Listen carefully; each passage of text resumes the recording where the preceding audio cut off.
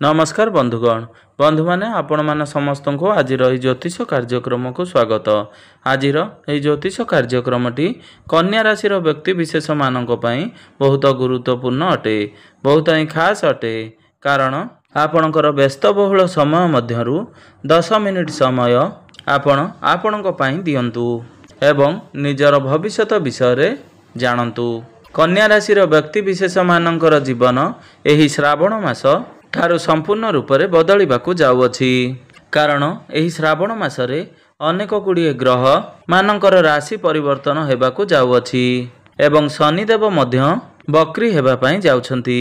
तेणु यही श्रावण मासरे ग्रह नक्षत्र मानकर चलन रे गोटे बहुत बड़ परिवर्तन होगापाई जाऊँगी, जहाद्वारा एमानकर जीवन रे चालुथिबा समस्त दुख कष्ट एवं समस्यार अंत होगापाई जाऊँगी एवं पुणी थरे खुशी फेरिबा को जाऊँगी। एही जुलाई मास 13 तारिख दिन शनि बक्री होगापाई जाउछंती एवं ओलटा चलन होगाकू जाऊँगी। जुलाई 15 तारिख दिन सूर्य मध्य निजर राशि परिवर्तन करने को जाउछंती एवं यह सहित शुक्र एवं मंगलंकर मध्य राशि परिवर्तन हेउअछि, जहाद्वारा आपणकर जीवन रे किछि बड़ होगापाई जाऊँगी। महादेवंकर कृपारु आपणकर जीवन रे चालुथिबा समस्त दुख कष्टर अंत होगापाई जाऊँगी। पुनर्बार आपणक जीवन रे खुशी फेरिबाकू जाऊँगी। तेबे बंधु माने आसंतु जानिबा एही श्रावण मास ठारू आपणकर जीवन रे केउ सब बड़ परिवर्तन होगापाई जाऊँगी। एहा पूर्वरु जदि आपण मानकर भी कन्या राशि होइथाए तेबे भिडियोटी को स्किप न करी थरे मात्र शेष पर्यंत निश्चिंत देखंतु एवं आपण माने जदि सच्चा हृदय रे ईश्वर को भक्ति करुथांती विश्वास करुथांती तेबे भक्ति एवं श्रद्धार सहित कमेंट बॉक्स रे ओम नमः शिवाय हर हर महादेव अवश्य लिखि दियंतु एवं वीडियो को गोटे लाइक करी चैनल टी को सब्सक्राइब कर दियंतु। तेबे बंधु माने पूर्वरु मंगल एवं केतुंक सहित दिगरे बसिथिबा हेतु आपणकर खराब जुगर निर्माण हेउथला, जहा फल रे आपणकर स्वास्थ्य जनित समस्या लागि रहितिला। आपणकर धन जनित समस्या देखा देउथिला। आपण ऋण नेइथिले ऋण सुझी पारु नथिले, ऋणर भार आपणक ऊपर बढ़ी जाइथिला। गृह परिवार रे खुशीर वातावरण नथिला। शिक्षा क्षेत्र रे आपणकर समस्या देखा देउथिला। आपणकर अन्य शेषरी खर्च हेउथिला। समाज रे आपणकर मान सम्मान पद प्रतिष्ठा नथिला। आपणकु चाकरी प्राप्ति होई पारु नथिला। आपण संतान संतति को पई चिंता रे रहुथिले। आपणकर व्यापार वाणिज्य रे लॉस हेउथिला। प्रेम जीवन रे मध्य समस्या देखा देउथिला। तेबे एही भली जहा भी समस्या आपणकर जीवन रे चालुथिला ताहा एही श्रावण मास ठारू संपूर्ण रूप से दूर होगापाई जाऊँगी। प्रभु महादेवंकर कृपारु आपणकर जीवन रे पुनर्बार खुशी फेरिबाकू जाऊँगी। आपणकर जीवन रे नूतन सूर्य उदय होगापाई जाऊँगी। तो बंधु माने सबुठु प्रथम कथा यह अटे कि बुध जे कि आपणकर राशिर अधिपति बुधंकर चलन आपणकर लाभ भाव को हेउअछि एवं सूर्यंकर चलन मध्य आपणकर एकादश भाव अर्थात लाभर भाव को हेउअछि। तो बंधु माने कुंडलीर एकादश भावटी लाभर भाव होइथाए, समस्त इच्छा पूर्तिर भाव होइथाए। तो आपणकू एही श्रावण मास ठारू आर्थिक लाभ देखिबाकू मिलिबो। आपणकर आर्थिक स्थिति मजबूत हेबो। आपण जहाँ भी इच्छा करिवे सेही कार्य रे आपणकू सफलता प्राप्ति हेबो। शेयर मार्केट स्टॉक मार्केट एवं ट्रेडिंग रे काम कार्य करुथुवा व्यक्ति विशेष माननकू आकस्मिक धन लाभ हेबार संभावना बनुअछि। एकादश भावटी बड़ भाई भौणींकर भाव होइथाए। तो एही श्रावण मास ठारू बड़ भाई भौणी मानकर सहित आपणकर संपर्क मजबूत हेबो। बड़ भाई भौणी आपणकू समस्त कार्य रे सहाय्य करिवे, आपणकू सपोर्ट करिवे। एही दीर्घ दिनर कोनोसी गोटिए बड़ इच्छा आपणकर पूर्ण होई पारे। जदि आपणकर कोनोसी कार्य अटकी रहिथिला सेही कार्य पुनर्बार चालू हेबापाई लागिबो। बुध एवं सूर्य एठारे बसी आपणकर पंचम भाव को दृष्टि देउछंती। पंचम भावटी होइथाए कुंडलीर प्रेम जीवनर भाव, शिक्षार भाव होइथाए एवं संतानर भाव होइथाए एवं बुध हेउचंती बुद्धिर कारक ग्रह। तो शिक्षा क्षेत्र रे आपणकू एही श्रावण मास ठारू सफलता प्राप्ति हेबो। आपणकर ज्ञान बढ़िबो, बुद्धि बढ़िबो। आपण ज्ञान एवं बुद्धि बल रे आपण शिक्षा क्षेत्र रे ବହୁତ ଅଧିକ ଉନ୍ନତି କରିବେ। ଆପଣ ହାୟର ଏଜୁକେସନ୍ କରିବା ପାଇଁ ବାହାରକୁ ଯାଇପାରନ୍ତି, କାହିଁକିନା ବୁଧଙ୍କ ସହିତ ସୂର୍ଯ୍ୟ ବିରାଜମାନ ଅଛନ୍ତି।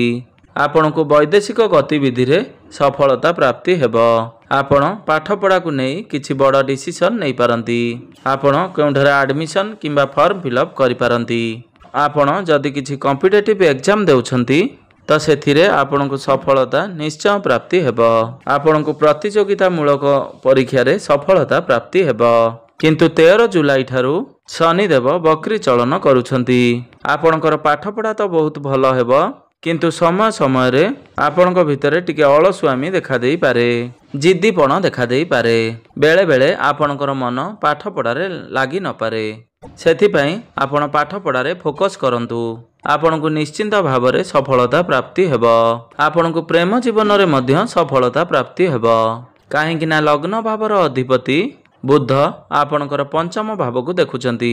ଯେଉଁମାନଙ୍କର କଥାବାର୍ତ୍ତା ବନ୍ଦ ହୋଇଯାଇଥିଲା, ବ୍ରେକଅପ୍ ହୋଇଯାଇଥିଲା, ସେମାନଙ୍କର ପୁଣି ଥରେ କଥାବାର୍ତ୍ତା ହେବାକୁ ଲାଗିବ, ପ୍ୟାଚଅପ୍ ହେବାର ସମ୍ଭାବନା ବନୁଅଛି।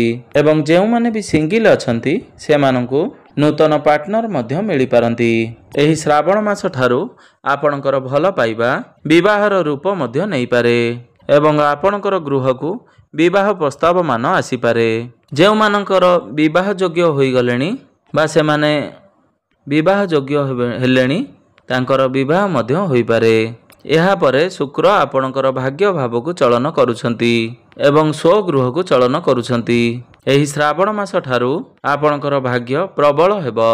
ଭାଗ୍ୟ ବଳରେ ଆପଣଙ୍କୁ ସମସ୍ତ କାର୍ଯ୍ୟରେ ସଫଳତା ପ୍ରାପ୍ତି ହେବା ସହିତ ଆପଣଙ୍କୁ ଧନ କମାଇବା ପାଇଁ ନୂତନ ରାସ୍ତା ମଧ୍ୟ ମିଳିଯିବ। ଆପଣ କୌଣସି ଧାର୍ମିକ ସ୍ଥାନକୁ ଯାତ୍ରା କରିପାରନ୍ତି। ଧର୍ମ କାର୍ଯ୍ୟରେ ଆପଣଙ୍କର ମନ ଲାଗିବ। ଆପଣଙ୍କର ଗୃହରେ କୌଣସି ଶୁଭ ମାଙ୍ଗଳିକ କାର୍ଯ୍ୟର ଆୟୋଜନ ମଧ୍ୟ ହୋଇପାରେ। ଆପଣ କିଛି ପ୍ରପର୍ଟି, ଭୂମି, ଜମି କିମ୍ବା ନୂତନ ଗୃହ ଇତ୍ୟାଦି ନିର୍ମାଣ କରିବା ପାଇଁ ମନ ବଳାଇ ପାରନ୍ତି। ଆପଣ ନୂତନ ଯାନବାହନ ଇତ୍ୟାଦି କ୍ରୟ କରିପାରନ୍ତି। ଭାଗ୍ୟ ବଳରେ ଆପଣଙ୍କର ଅଟକି ରହିଥିବା ସମସ୍ତ କାର୍ଯ୍ୟ ପୁନର୍ବାର ଚାଲୁ ହେବା ପାଇଁ ଲାଗିବ। ଆପଣ କୌଣସି ନୂତନ ଚାକିରି କିମ୍ବା ନୂତନ ବ୍ୟାପାର ବାଣିଜ୍ୟ ପାଇପାରନ୍ତି। ଆପଣ କିଛି ବଡ଼ ଇନଭେଷ୍ଟମେଣ୍ଟ କରି ପ୍ରଚୁର ଲାଭ ମଧ୍ୟ ପ୍ରାପ୍ତି କରିପାରନ୍ତି।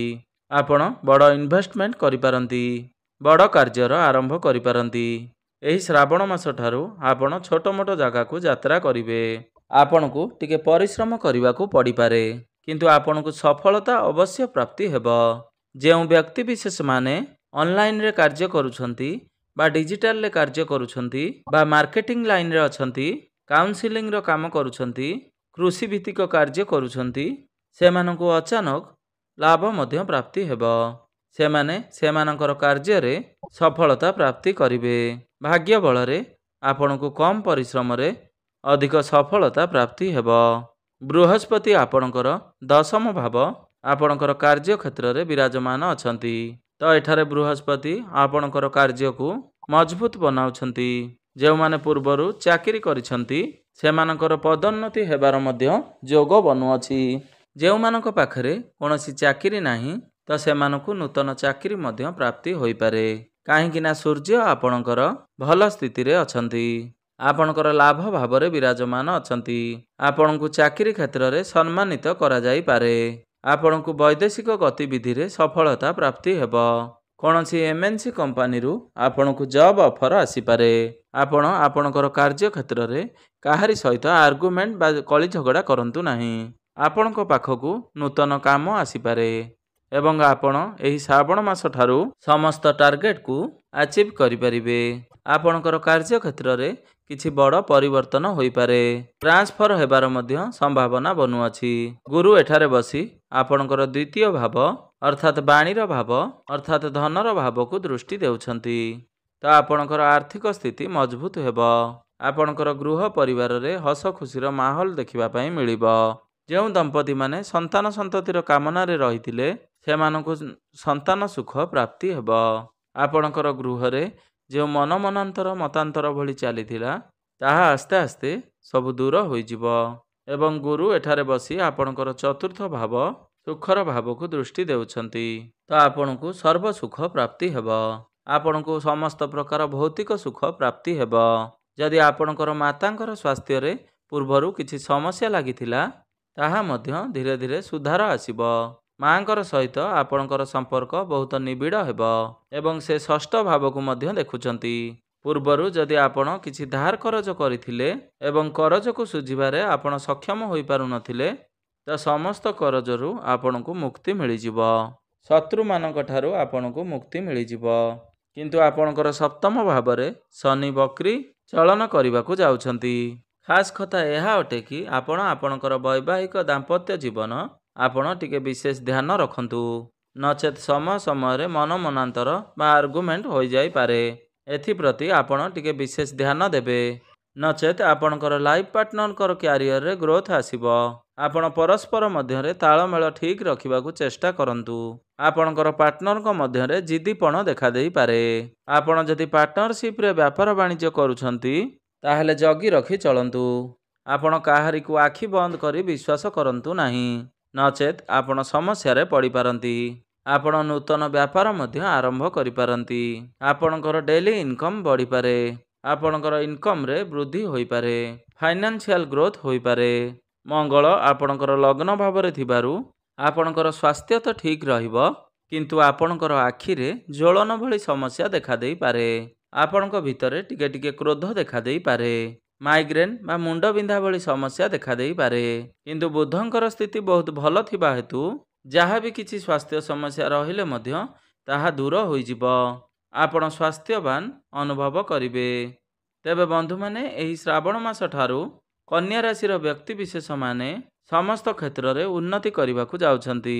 ତାହା ଶିକ୍ଷା କ୍ଷେତ୍ରରେ ହେଉ, ସ୍ୱାସ୍ଥ୍ୟ, କର୍ମକ୍ଷେତ୍ର, ବ୍ୟାପାର ବାଣିଜ୍ୟ କ୍ଷେତ୍ରରେ ହେଉ, ଆପଣ ସମସ୍ତ କ୍ଷେତ୍ରରେ ଉନ୍ନତି କରିବାକୁ ଯାଉଛନ୍ତି। ତ ଆପଣ ଅଧିକ ଶୁଭଫଳ ପ୍ରାପ୍ତି କରିବା ପାଇଁ ଆପଣ ପ୍ରତ୍ୟେକ ବୁଧବାର ଦିନ ଗୋମାତାଙ୍କୁ ସବୁଜ ଚାରା ଖାଇବା ପାଇଁ ଦିଅନ୍ତୁ ଏବଂ ବୁଧଙ୍କର ବୀଜ ମନ୍ତ୍ରର ଜପ ଅବଶ୍ୟ କରନ୍ତୁ। ଓଂ ବ୍ରାଂ ବ୍ରିଂ ବ୍ରୋଂ ସହ ବୁଧାୟ ନମଃ। ଏହି ମନ୍ତ୍ରଟିକୁ ବୁଧବାର ଦିନ 108 ଥର ନିଶ୍ଚୟ ଜପ କରନ୍ତୁ। ଆପଣଙ୍କୁ ଶୁଭଫଳ ପ୍ରାପ୍ତି ହେବା ସହିତ ଆପଣଙ୍କର ଭାଗ୍ୟରେ ଉନ୍ନତି ହେବ। ତେବେ ବନ୍ଧୁମାନେ, ଆପଣଙ୍କର ଜୀବନ ମଙ୍ଗଳମୟ ହେଉ, ଏହା ହିଁ ଈଶ୍ୱରଙ୍କ ନିକଟରେ ମୋର ଏତିକି କାମନା।